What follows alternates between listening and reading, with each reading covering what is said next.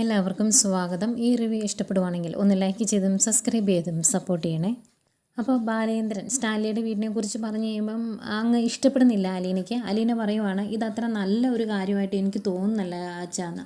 അപ്പം ബാലേന്ദ്രൻ പറയും അങ്ങനെയൊന്നുമല്ല, ഞാൻ കണ്ട് സംസാരിച്ചതല്ലേ, അവർ ആവശ്യമുണ്ടെങ്കിൽ വിളിക്കട്ടെ, നമുക്ക് നോക്കാം എന്ന് പറയുമ്പം അലീന പറയുന്നുണ്ട് നമുക്ക് വലിയ മുതലാളിമാരൊന്നും വേണ്ടായിരുന്നു, ഏതെങ്കിലും ഒരു ചെറിയ ഹോസ്പിറ്റലിലോ അല്ലെങ്കിൽ ഒരു വൈദ്യശാലയോ അങ്ങനെ എന്തെങ്കിലും മതിയായിരുന്നു, ഒരു തൂപ്പ് ജോലിയായി കിട്ടിയാലും മതിയായിരുന്നു എന്നൊക്കെ ഇങ്ങനെ പറയുമ്പം ബാലേന്ദ്രൻ പറയുന്നുണ്ട് അങ്ങനെ പോരാ, നിന്നെ ഇവിടുന്ന് പറഞ്ഞു വിടുന്നുണ്ടെങ്കിൽ അത്രയും നല്ലൊരു സ്ഥലത്തേക്ക് ആയിരിക്കും, അങ്ങനെ ആയിരിക്കണം എന്ന് എനിക്ക് നിർബന്ധമുണ്ട് എന്ന് പറയുമ്പം അലീന പറയുവാണ് എറണാകുളത്ത് മാമച്ചായനും എനിക്ക് ജോലി നോക്കുന്നുണ്ട് എന്ന്. അന്നേരം ബാലേന്ദ്രൻ പറയും അതിൻ്റെ ആവശ്യമൊന്നുമില്ല, നിനക്ക് നല്ലൊരു ഷെൽട്ടർ ഉണ്ടാക്കി തരിക എന്നത് എൻ്റെ ഉത്തരവാദിത്വമാണ്, അതിനകത്തേക്ക് വേറെ ആരും കൈകടത്തേണ്ട കാര്യമില്ല, അത് ഞാൻ നോക്കിക്കോളാം എന്ന് പറയുന്നു. അന്നേരം അലീന പറയുന്നുണ്ട് അങ്ങനെയാണെങ്കിൽ അങ്ങനെ ആയിക്കോട്ടെ, എനിക്ക് കുഴപ്പമൊന്നുമില്ല, അച്ഛനേക്കാൾ വലിയ ലോക്കൽ ഗാർഡിയനൊന്നും എനിക്ക് നിലവിൽ ഇല്ല എന്ന് പറയുമ്പോൾ എങ്കിൽ അങ്ങനെ മതി, നമുക്ക് അയാൾ ഫോൺ വിളിക്കുമോ എന്ന് നോക്കാം, എന്നിട്ട് നമുക്ക് ബാക്കി കാര്യങ്ങൾ തീരുമാനിക്കാം എന്ന് പറയുന്നു. ആയിക്കോട്ടെ എന്ന് പറഞ്ഞിട്ട് ചായ കുടിച്ച് കഴിഞ്ഞ് ഗ്ലാസ്സൊക്കെ മേടിച്ചുകൊണ്ട് അലീന അങ്ങ് പോവാണ്. അന്നേരം ബാലേന്ദ്രൻ അതിനെപ്പറ്റി ഇങ്ങനെ ചിന്തിച്ച് നിൽപ്പണ്ടേ.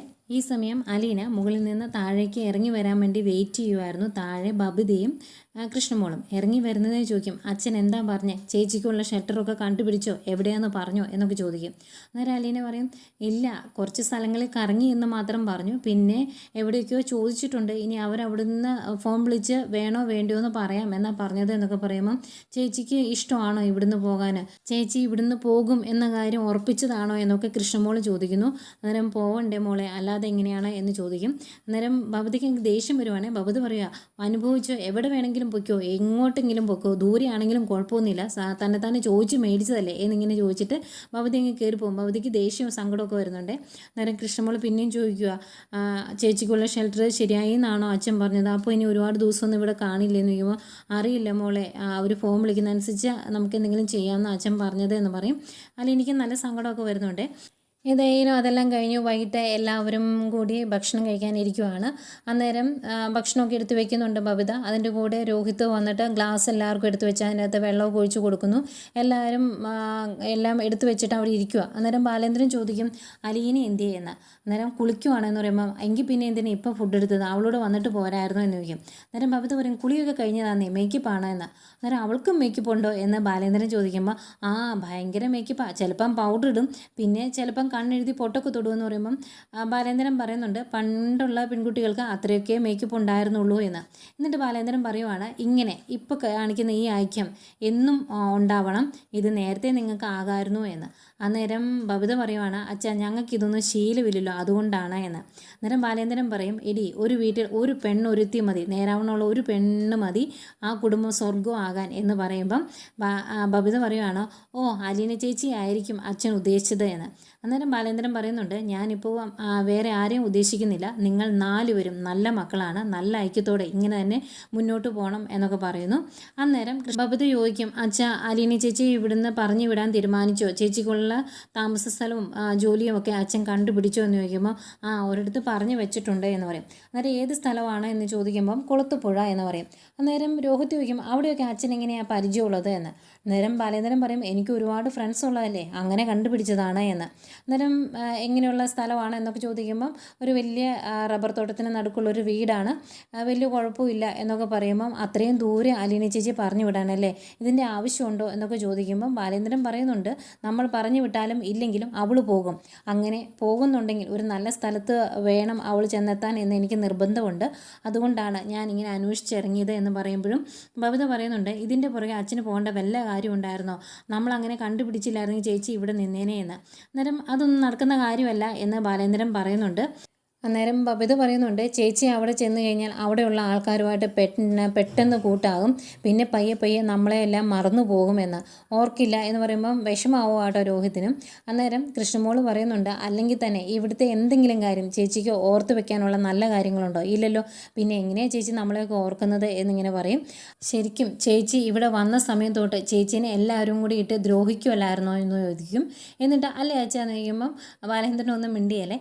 അന്നേരം ബബിതയും ബബിത പറയുവാണ്, രോഹിയേട്ട അവൾ നമുക്കിട്ട് കുത്തിയതാണ് എന്ന്. അന്നേരം കുത്തിയതൊന്നുമല്ല, ഉള്ള കാര്യം തന്നെയാണ് ഞാൻ പറഞ്ഞത് എന്ന് കൃഷ്ണമോൾ പറയും. അന്നേരം അത് കേട്ടുകൊണ്ട് അങ്ങോട്ടേക്ക് അലീന വരും. അന്നേരം അലീന ചോദിക്കുന്നുണ്ട് എന്താ ഇവിടെ ഒരു തർക്കമെന്ന്.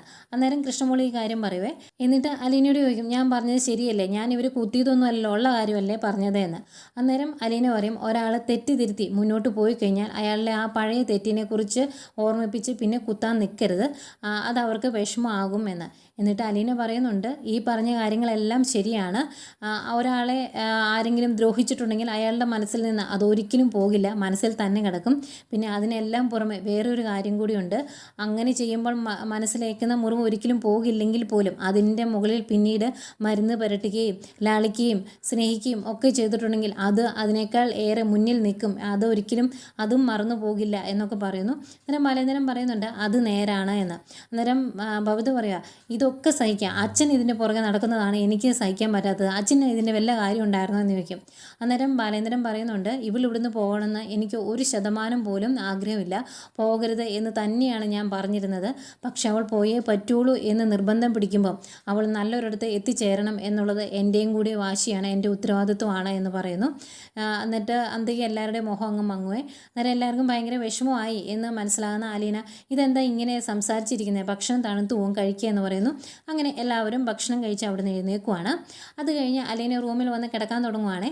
അന്നേരമാണ് മനുവിനെ ഒന്ന് വിളിച്ചില്ലല്ലോ എന്ന് ഓർക്കുന്നത്. അങ്ങനെ മനുവിനെ വിളിക്കുന്നു.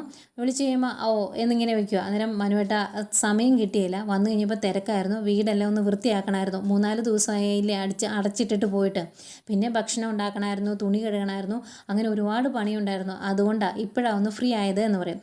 അന്നേരം മനു ചോദിക്കുന്നുണ്ട്, അങ്കിള് തിരിച്ചു വന്നില്ലേ, വന്നിട്ട് എന്താ പറഞ്ഞത്, നിനക്കുള്ള ഷെൽട്ടർ താമസ സ്ഥലം എന്തെങ്കിലും റെഡിയായി എന്ന് പറഞ്ഞോ എന്നൊക്കെ ചോദിക്കുമ്പം കുറേ സ്ഥലത്ത് കറങ്ങി എന്ന് പറഞ്ഞു, പിന്നെ എവിടെയോ പറഞ്ഞു വെച്ചിട്ടുണ്ട്, അവരിങ്ങോട്ട് വിളിക്കുമെന്നാണ് പറഞ്ഞത് എന്ന് പറയും. എന്നിട്ട് സ്ഥലം കുളത്തുപുഴയാണ് എന്നും പറയും. അന്നേരം കുളത്തുപുഴയോ അത്രയും ദൂരെയോ അവിടെയൊക്കെ നീ തന്നെ പോയി ജോലി ചെയ്യുമോ എന്ന് ചോദിക്കുമ്പം അലീന പറയുന്നുണ്ട്, അച്ഛൻ കണ്ടുപിടിച്ച സ്ഥലമല്ലേ മനുവേട്ട, അതുകൊണ്ട് തന്നെ അതിനൊരു പ്രത്യേക വിലയുണ്ട്, ആ വില ഞാൻ കളയില്ല എന്ന് പറയുമ്പം മനു പറയുവാണ്, അറിയില്ലാത്ത സ്ഥലത്ത് പോയി ഒരു വീട്ടുജോലി നീ ചെയ്യുന്നത് എനിക്ക് ഇഷ്ടമല്ല, എനിക്കൊരു ഭയങ്കര ബുദ്ധിമുട്ടാണെന്ന് പറയുമ്പം അല്ലാതെ എന്താ മനുവേട്ട ചെയ്യുന്നത്, പോകാതിരിക്കാൻ പറ്റിയല്ലോ എന്ന്. അന്നേരം മനു പറയുന്നുണ്ട്, ബാലേന്ദ്രൻ ഇങ്ങനെ ഗംഗാധരനെ പോയി കണ്ടിരുന്നു, അവിടെ അത്ര സമാധാനത്തിലല്ല സംസാരിച്ചത്, അതുകൊണ്ട് തന്നെ നീ പോയി കഴിഞ്ഞാൽ അങ്കിളെല്ലാം പൊട്ടിക്കുമെന്നാണ് എനിക്ക് തോന്നുന്നത് എന്നൊക്കെ പറയുമ്പം അലീന പറയും, ഞാൻ പോകാതിരുന്നാൽ എന്താ ചെയ്യുന്നത് എന്ന്, അല്ലാതെ വേറെ നിവൃത്തിയില്ലല്ലോ എന്ന്. അന്നേരം മനു ഇങ്ങനെ തന്നെ ഇങ്ങ് പോട്ടെ എന്ന് വെച്ചാൽ പോരെ, ഇനിയിപ്പോൾ കൂടിപ്പോയ ആൻറ്റി വേറൊരു വാടക വീട്ടിലേക്ക് മാറുമായിരിക്കും, എങ്കിലും സമാധാനമില്ലേ എന്ന് ചോദിക്കുമ്പം അലീന പറയുന്നുണ്ട്, അതങ്ങനെ തന്നെ മുന്നോട്ട് പോകും എന്ന് നമുക്ക് ഉറപ്പൊന്നുമില്ലല്ലോ, ചിലപ്പം മാഡം ഒരു ഡിവോഴ്സുമായിട്ട് മുന്നോട്ട് പോയേക്കാം, അതിനുശേഷം വേറെ വിവാഹം കഴിച്ചേക്കാം, അങ്ങനെ എന്തൊക്കെ കാര്യങ്ങൾ ഇതിനിടയ്ക്ക് നടക്കാം, അതുകൊണ്ട് ഞാൻ പോകുന്നത് തന്നെയാണ് നല്ലത് എന്ന് പറയുമ്പം മനു പറയും, അതൊക്കെ നേരാണ്, പക്ഷേ നീ ഇവിടുന്ന് പോയി കഴിഞ്ഞാൽ നമ്മൾ തമ്മിൽ അകന്നു പോകുമോ എന്ന് എനിക്ക് പേടിയുണ്ട് എന്ന് പറയുവാണ്. അന്നേരം അലീന പറയും, അങ്ങനെയൊന്നും മനുവേട്ടൻ പേടിക്കണ്ട, ഞാൻ കൂടെ തന്നെ കാണും എന്ന്, ഒപ്പം ഉണ്ടാകും എന്ന് പറയുമ്പം മനു പറയും, അതെന്നും പറഞ്ഞാൽ മതി, അങ്ങനെ ഞാൻ വിശ്വസിക്കുന്നു എന്ന് പറയുമ്പം എങ്കിൽ വിഷമിക്കാതെ പോയി കിടന്ന് ഉറങ്ങാൻ നോക്കുക എന്ന് പറയും. അങ്ങനെ ഫോൺ കട്ട് ചെയ്തതിന് ശേഷം അലീന ഇങ്ങനെ തന്നെത്താനെ പറയുക, ഇങ്ങനെ ഒരു മനുവേട്ടൻ എന്നെ അത്രയ്ക്ക് അങ്ങോട്ട് വിശ്വാസം ഇല്ലെന്ന് തോന്നുന്നേ എന്ന്. അത് കഴിഞ്ഞ് കയറി കിടന്നതിന് ശേഷം അലീന ഇങ്ങനെ കുറേ എന്തൊക്കെയോ ഇങ്ങനെ ആലോചിച്ചുകൊണ്ടിരിക്കുവാണ്. പിന്നെയും കാണിക്കുന്നത് മനുവിനെയാണ്. വൈകിട്ട് മനു ലാപ്പിൽ എന്തൊക്കെയോ കാര്യങ്ങൾ ചെയ്തുകൊണ്ടിരിക്കുന്ന സമയത്താണ് അങ്ങോട്ടേക്ക് ഗംഗാധരനും ശിവനോട് വരുന്നത്. എന്നിട്ട് തിരക്കാണോ എന്ന് ചോദിക്കും, ഇല്ല വിളിച്ചാവാ ഇരിക്കുക എന്ന് പറയും. അവിടെ ഇരുന്ന് കഴിഞ്ഞ് ഗംഗാധരൻ ചോദിക്കുന്നുണ്ട്, അലീനയും പിള്ളേരും തിരിച്ചു വന്നു എന്ന്. അന്നേരം അവർ വന്നു എന്ന് പറയുമ്പോൾ ബാലേന്ദ്രൻ തിരിച്ചു വന്നു എന്ന് ചോദിക്കും. അന്നേരം ആ അങ്കിള് തിരിച്ചു വന്നായിരുന്നു, ഞാൻ വിളിച്ചായിരുന്നു എന്ന് പറയും. അന്നേരം എന്താണ് പറഞ്ഞത്, ബാലേന്ദ്രൻ സ്റ്റാൻലിയെ കണ്ടോ എന്നൊക്കെ ചോദിക്കുമ്പം അതൊന്നും പറഞ്ഞില്ല, ഏതായാലും പുനരൂര് പോയി എന്ന് പറഞ്ഞു, അങ്ങനെ പോയിട്ടുണ്ടെങ്കിൽ സ്റ്റാൻലിയെ കാണാനായിരിക്കുമല്ലോ എന്ന് മനു പറയുക. അന്നേരം അവർ വീണ്ടും ചോദിക്കും, നീ അതിനെപ്പറ്റി ചോദിച്ചില്ലേ എന്ന്, അലീനയ്ക്കൊരു ഷെൽട്ടർ കണ്ടുപിടിച്ചതിനെ പറ്റി എന്തെങ്കിലും പറഞ്ഞോ എന്നൊക്കെ ചോദിക്കുമ്പോൾ ഒന്നും പറഞ്ഞിട്ടില്ല, കുറേ എന്തൊക്കെയോ കണ്ടുവച്ചിട്ടുണ്ട് എന്നൊക്കെ പറഞ്ഞു, ഒന്നും വിട്ടു പറഞ്ഞില്ല, ബാക്കി കാര്യങ്ങൾ ഞാൻ പിന്നെ നിന്നോട് പറയാമെന്നാണ് പറഞ്ഞത് എന്ന് പറയും. അന്നേരം ഗംഗാധരൻ പറയുന്നുണ്ട് ചിലപ്പം സ്റ്റാൻലി കണ്ടു കാണുമായിരിക്കും, സ്റ്റാൻലി ചിലപ്പം അലീനെ ഏറ്റെടുക്കാൻ പറ്റില്ല എന്ന് പറഞ്ഞു കാണുമായിരിക്കാം, അതല്ലെങ്കിൽ സ്റ്റാൻലി കണ്ടില്ലായിരിക്കാം, ഇതിലെന്തെങ്കിലും ആയിരിക്കും സംഭവിച്ചിരിക്കുന്നത് എന്ന് പറയുമ്പം ശിവൻ പറയുന്നുണ്ട് ഇത് രണ്ടുമാണെങ്കിലും നമുക്ക് പ്രശ്നമാണ്. ഇനി ഈ കാര്യങ്ങളെല്ലാം സ്റ്റാൻലി അറിഞ്ഞിട്ടുണ്ടെങ്കിൽ, സ്റ്റാൻലി അലീനെ കാണാൻ ബാലചന്ദ്രൻ്റെ വീട്ടിലേക്കാനും വന്നിട്ടുണ്ടെങ്കിൽ, അലീനെ കണ്ടതിന് ശേഷം വൈജയന്തിയെ കൂടി കണ്ടേക്കാം എന്ന് അയാൾ കരുതിയിട്ടുണ്ടെങ്കിൽ നമ്മൾ വിചാരിക്കുന്ന പോലെ കാര്യങ്ങൾ നിൽക്കില്ല, പിന്നെ എല്ലാം കൈവിട്ടു പോകും. അയാൾക്ക് നമ്മുടെ വീടറിയാം, നമ്മൾ വൈജയന്തിയെ ഒളിപ്പിച്ച് താമസിച്ച സമയത്ത് അയാൾ 2 തവണ ഇവിടെ വന്നിട്ടുള്ളതാണ് എന്നൊക്കെ പറയുവാണേ. അന്നേരം ആകെ വിഷമമാവുന്നുണ്ട് ഗംഗാധരന്. അന്നേരം ശിവൻ പറയുവാണ് നമുക്ക് ഏതായാലും ബാലേന്ദ്രനെ പോയി കാണണം, ഒന്ന് സംസാരിക്കണമെന്ന്. അന്നേരം ഗംഗാധരൻ പറയുന്നുണ്ട് അയാൾക്ക് ഭയങ്കര പകയാണ്, സംസാരിക്കുമ്പം പോലും നമ്മളെ നാണം കെടുത്തി തൊലി ഉരിക്കും എന്ന് പറയുക. അന്നേരം സ്വാഭാവികമായിട്ടും മനു പറയുവാണ് പറ്റിച്ചിട്ടുണ്ടെങ്കിൽ ആർക്കാണെങ്കിലും വൈരാഗ്യം തോന്നുമല്ലോ എന്ന്. അന്നേരം ശിവൻ പറയും അല്ലെങ്കിൽ നീ എപ്പോഴും മറു സൈഡായിരുന്നല്ലോ എന്ന്. ഏതായാലും അവർ ബാലേന്ദ്രനെ പോയി കണ്ട് സംസാരിക്കാൻ തീരുമാനിക്കുന്നു. കാരണം സ്റ്റാൻലി വരികയും വൈജയന്തിയെ കാണുകയും ഒക്കെ ചെയ്തിട്ടുണ്ടെങ്കിൽ ഇനി കാര്യങ്ങൾ കൂടുതൽ പ്രശ്നത്തിലാകും, ഇവർ മറച്ചു വെച്ച കാര്യങ്ങളെല്ലാം പുറത്താകും. അതുകൊണ്ട് തന്നെ അതെങ്ങനെയെങ്കിലും തടയണമെന്ന് അവർ തീരുമാനിക്കുന്നു. അങ്ങനെ ബാലേന്ദ്രനെ കാണാൻ പോകണം. പക്ഷേ രണ്ടെണ്ണത്തിനും ഭയങ്കര ടെൻഷനാണ്, ബാലേന്ദ്രൻ എങ്ങനെ പെരുമാറും, ഏത് രീതിയിൽ പ്രതികരിക്കും എന്നറിയില്ലല്ലോ. പറയുന്ന വാക്കുകൾ ഇവർക്ക് ഭയങ്കരമായിട്ട് ഹേർട്ട് ചെയ്യുന്നുണ്ട് ഓരോ തവണയും. അതുകൊണ്ട് തന്നെ മനുവിനെയും കൂട്ടി പോകാൻ തീരുമാനിക്കുന്നു. മനു ചോദിക്കും ഞാൻ എന്തിനാ വന്നേ, ഞാൻ വന്നിട്ടും വലിയ പ്രാധാന്യമൊന്നുമില്ലല്ലോ നിങ്ങളുടെ ചർച്ചകളിൽ എന്ന് പറയുമ്പം എടാ നിന്നോട് ചെറിയൊരു സോഫ്റ്റ് കോർണർ ഉണ്ടല്ലോ അയാൾക്ക്, അതുകൊണ്ട് നീയും കൂടെ വരാമോ എന്ന് ചോദിക്കും. മനു ചെന്നേക്കാം എന്നും പറയുവാണ്.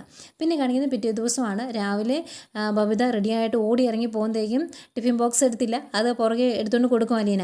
എന്നിട്ട് ഇത് എന്തൊരു ഓട്ടമാ, പയ്യെ പോയാൽ മതി കേട്ടോ എന്ന് പറയും. അന്നേരം ആയിക്കോട്ടെ, ഇനി പാലയിലെ പ്രധാനമന്ത്രി പറഞ്ഞിട്ട് കേട്ടില്ലെന്ന് വേണ്ട എന്നൊക്കെ പറഞ്ഞ് ചിരിച്ച് തമാശയൊക്കെ പറഞ്ഞ് പോകാൻ തുടങ്ങുന്ന ബബിത തിരിച്ച് കയറി വന്ന അലീനെ കെട്ടിപ്പിടിച്ചൊരു ഉമ്മ കൊടുക്കും കേട്ടോ.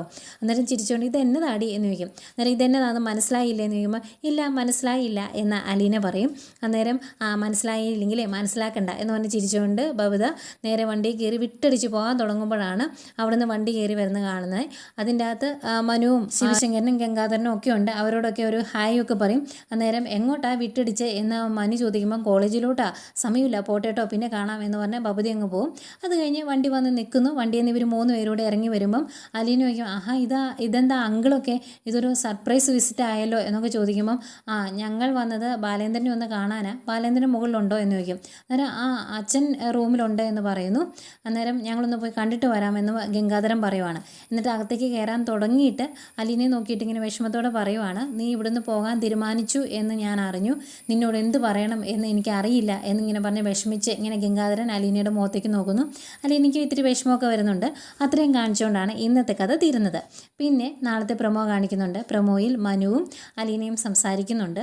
അന്നേരം അലീന പറയുന്നുണ്ട് കേട്ടോ, പണ്ടൊക്കെ മനുവേട്ടൻ ഇങ്ങോട്ട് വന്നു കഴിയുമ്പം എനിക്ക് ഭയങ്കര ആശ്വാസമായിരുന്നു, ഇനി പേടിക്കണ്ട, ഈ വന്നയാളെ എൻ്റെ കാര്യങ്ങളെല്ലാം നോക്കിക്കോളും, എന്നെ സംരക്ഷിക്കും എന്നൊക്കെ ഒരു വിശ്വാസമായിരുന്നു എനിക്ക് എന്നൊക്കെ പറയുന്നുണ്ട്. അത് കഴിഞ്ഞ് ചായയൊക്കെ കൊണ്ടു കൊടുക്കുന്നു. സംസാരിക്കുന്നതിനിടയ്ക്ക് കൃഷ്ണമോൾ പറയുന്നുണ്ട് അലീന ചേച്ചിയെ മാറ്റാനുള്ള സ്ഥലമൊക്കെ അച്ഛൻ കണ്ടുപിടിച്ചു എന്നൊക്കെ. ആകെ വിഷമിച്ച് ഡൈനിങ് ടേബിളിൻ്റെ അവിടെ വന്ന് കസേരയിൽ ഇരിക്കുവാണ് മനു. എന്നിട്ട് മനു ഭയങ്കര വിഷമത്തോടെ പറയുവാണ് എനിക്ക് എങ്ങനെ സംസാരിക്കണം, എന്ത് പറയണം എന്നറിയില്ല, എന്നെ ആരോ പാതി വഴികൾ തനിച്ചാക്കി പോകുന്ന പോലെ എനിക്ക് തോന്നുവാണ് എന്നൊക്കെ പറഞ്ഞ് ഭയങ്കരമായിട്ട് സങ്കടപ്പെടുവാണ് മനു. അത് കാണുമ്പോൾ ഭയങ്കര സങ്കടം വരുന്നുണ്ട് കേട്ടോ അലീനയ്ക്കും. എന്ത് ചെയ്യാം, പോയല്ലേ പറ്റുള്ളൂ. വൈജയന്തി അങ്ങനെ ഇട്ടഞ്ഞ് നിൽക്കുന്നതുകൊണ്ട് വേറെ ഒരു നിവൃത്തിയും ഇവരുടെ ഫ്രണ്ടിലില്ല. ആകെ വിഷമിച്ച് നിൽക്കുന്നു 3 പേരും. പിന്നെ ഗംഗാധരനും ശിവനും കൂടി ബാലേന്ദ്രനെ പോയി കണ്ട് സംസാരിക്കുന്നതും കാണിക്കുന്നുണ്ട്. അപ്പം ശിവൻ ചോദിക്കും സ്റ്റാൻലി അലീനെ ഏറ്റെടുത്തില്ല എങ്കിൽ എന്താണ് അടുത്ത ഒരു മാർഗം, അങ്ങനെ ഒരു മാർഗവും നമ്മൾ കണ്ടുപിടിക്കണ്ടേ എന്ന്. അന്നേരം ബാലേന്ദ്രൻ ഒരു മാർഗ്ഗമുണ്ട് എന്ന് പറയുന്നുണ്ട്. എന്താ പറഞ്ഞതെന്ന് അറിയത്തില്ല, രണ്ടുപേരുടെ മുഖം വളിച്ചിരിപ്പുണ്ട്. ഏതായാലും ഇത്രയൊക്കെ കാണിച്ചുകൊണ്ടാണ് ഇന്നത്തെ കഥ തീരുന്നത്.